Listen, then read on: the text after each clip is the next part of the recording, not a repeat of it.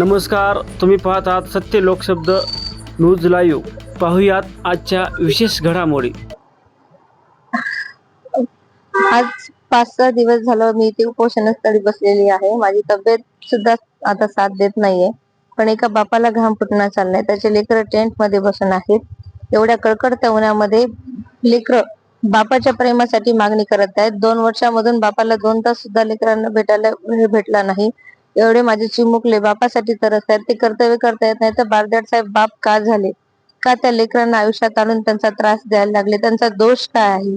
एक पतीचं कर्तव्य तुम्ही करणार गेले, एक मजेदार बायकोला टेंटच्या मध्ये येऊ देत नाही तुम्ही. आज 6 दिवसापासून मला इथं झोपवले, त्रास द्यायले, मानसिक शारीरिक. आणि मग तुम्हाला पती आणि बापाचं कर्तव्य करता येत नसेल तर तुम्ही पती का झाले आणि बाप का झाले आणि मला मुलगी पासून आई का केले? तुमच्या दयामया नाही उरली का? हा, तुम्ही बाप तुमच्यामध्ये उरला नाही आणि नवरा उरला नाही तर फक्त डीएसओ तुम्ही आहात का? तुम्हाला पदावर राहण्याचा अधिकार तरी का? माणूस पण जर जिवंत नसेल तर माणसानं पदे सोडून द्यावं. नुसता पैसा पाहिजे का? अशा माणसाला या पदावर ठेवण्याच्या लायकीचे आहेत का? हे तुम्हीच जनतेने विचार करावा आणि डिसिजन घ्यावं.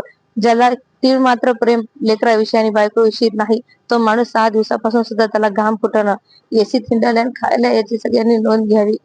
बस, माझी तब्येत ठीक नाही, मी जास्त बोलू इच्छिते नाही.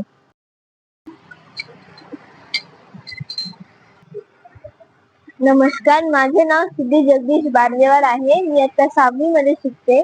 माझ्या शाळेचे नाव ज्ञान भारती विद्या मंदिर आहे. आम्हाला ही उपोषणाला बसण्याची वेळ आली आहे कारण माझ्या एकट्या मम्मीवर खूप भार आलेला आहे आमच्या शिक्षणाचा. मी स्पोर्ट्स मध्ये आहे, माझी स्टेट लेवल जाऊन आलेली आहे मी. माझ्या दिदीचा वगैरे खर्च तर मम्मीला एवढं सगळं लोड आलेला आहे आणि आज आमचं घर सील होण्यात येणार आहे म्हणून आम्ही इथे उपोषणाला बसलो आहे. आज आमची मम्मी 7 दिवस झाले उपोषणाला बसलो आहे. मम्मी बिमार आहे. आमचा काल सत्कार झाला, शाळेत सत्कार समारंभ होता. आम्हाला एवढे सगळे पदक भेटते पण आमच्या सोबत सत्काराला कोणी नव्हतं.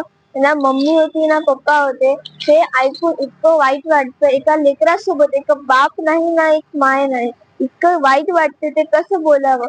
इतकी मेहनत करून आम्ही हे जिंकलं, अभ्यास केला, इतकी मेहनत केली, एवढं सगळं भेटवलं पण आमच्यासोबत सत्काराला कोणी नव्हतं.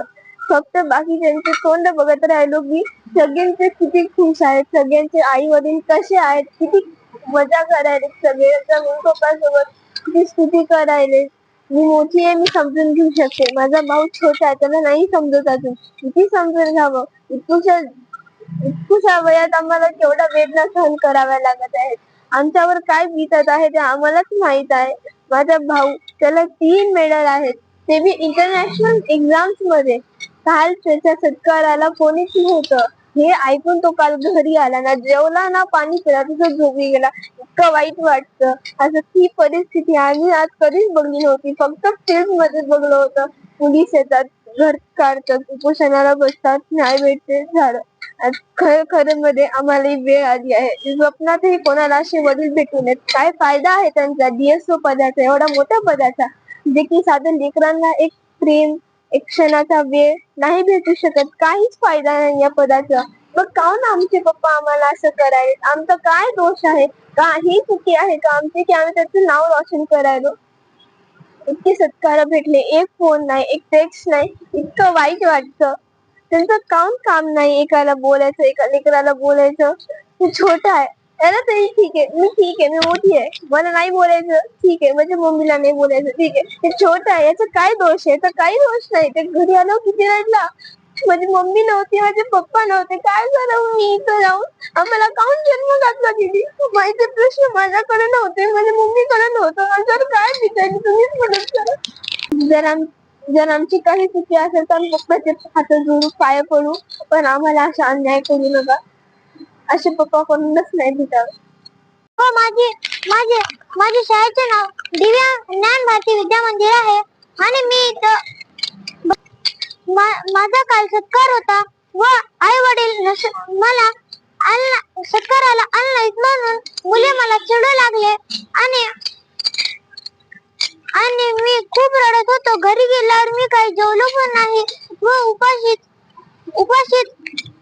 उपाशीत झोपलो व माझ्यासोबत असा अन्याय का होत आहे ह्याच्यात माझा काय दोष आहे? मी पप्पांचं काय बिघडलं आहे?